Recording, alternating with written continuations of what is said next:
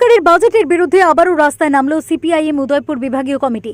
শনিবার উদয়পুর মহকুমায় জামতলা থেকে একটি মিছিল বের হয়। মিছিলটি সেন্ট্রাল রোড, নিউটাউন রোড, পুরনো মোটর স্ট্যান্ড, মহাদেব দিঘির পার হয়ে থানা কর্নার হয়ে আবারও জামতলায় এসে শেষ হয়। সিপিআইএম উদয়পুর বিভাগীয় সম্পাদক মণ্ডলীর সদস্য নিতাই বিশ্বাসের পুরোহিত্যে অনুষ্ঠিত হয় এক সভা। উপস্থিত ছিলেন সিপিআইএম রাজ্য কমিটির সদস্য রতন ভৌমিক, সিপিআইএম উদয়পুর বিভাগীয় কমিটির সম্পাদক দিলীপ দত্ত সহ অন্যান্যরা। বক্তারা বক্তব্য রাখতে গিয়ে বলেন, এবারের কেন্দ্রীয় বাজেটে গরিবের কথা নেই, জিনিসপত্র কমার জিনিসপত্রের দাম কমার কথা নেই, মানুষ বেঁচে থাকার জন্য নিত্য প্রয়োজনীয় পণ্যের দাম কমানোর কোনো কথা নেই। চাল, ডাল, গ্যাস, ঔষধ প্রতিদিন দাম বাড়ছে। সারা দেশের মানুষের বেঁচে থাকার জন্য যা যা দরকার সব জিনিসের দাম বেড়ে চলেছে। এই বাজেট গরিবের বাজেট নয়, কেন্দ্রীয় সরকারের বাজেট বড়লোকদের বাজেট। তাই সিপিআইএম কেন্দ্রীয় কমিটি সারা দেশে এই বাজেটের বিরুদ্ধে জনমত গড়ে তোলার জন্য ঐক্যবদ্ধ আন্দোলনের ডাক দিয়েছে। এবারে লোকসভায় বিরোধীদের আনা কৃষকদের এমএসপি আইনের দাবি এগিয়ে গেলেন কেন্দ্রীয় কৃষিমন্ত্রী শিবরাজ সিং চৌহান। এ নিয়ে কোনো জবাব দিলেন না কেন্দ্রীয় কৃষিমন্ত্রী। এ বিষয়ে বিজেপির সরকার রাজ্যে বিজেপির সরকার একনায়কতন্ত্র সন্ত্রাস চালাচ্ছে।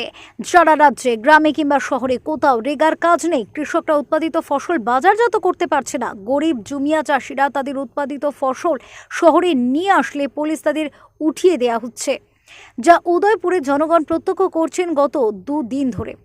উদয়পুর পৌর পরিষদের চেয়ারম্যান শীতল মজুমদারের নেতৃত্বে বিশাল পুলিশ বাহিনী প্রশাসনকে কাজে লাগিয়ে গ্রাম থেকে আসা কৃষকের আজে সবজি বিক্রি করতে এসে লাঞ্ছিত অপমানিত হচ্ছেন, তা উদয়পুরের জনগণ প্রত্যক্ষ করেছেন। এতে বোঝা যায় গরিবের প্রতি বিজেপি সরকারের কতটুকু মায়া আছে। এছাড়াও তাদের আরও বক্তব্য, ভোট শেষ হয়ে গেলে শুরু হয় দানবীয় আক্রমণ। গত দুদিন ধরে উদয়পুরে ক্ষুদ্র ব্যবসায়ীদের উৎপাদিত ফসল নিয়ে বাজারজাত করতে দিচ্ছে না। মানুষ ধর্মনিরপেক্ষ, আমরা বিবিধের মধ্যে ঐক্যের একটা দেশে বাস করি। এটাকে রক্ষা করার জন্য যাতে বাজেট হয় তার জন্য চিন্তা করে আজকে সেই দিকে তারা যাচ্ছে। তারা মানুষের কর্মসংস্থান চিন্তা করছেন না। কৃষক যারা আমাদের দেশের প্রায় 72 কোটি মানুষ, যারা প্রায় 1 বছরের উপরে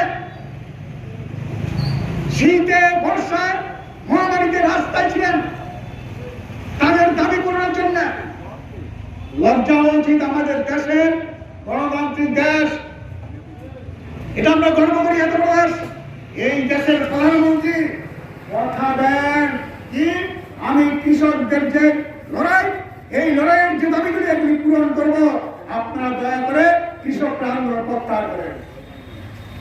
আজ এই কবছর হলো এই কৃষকদের যে দাবি,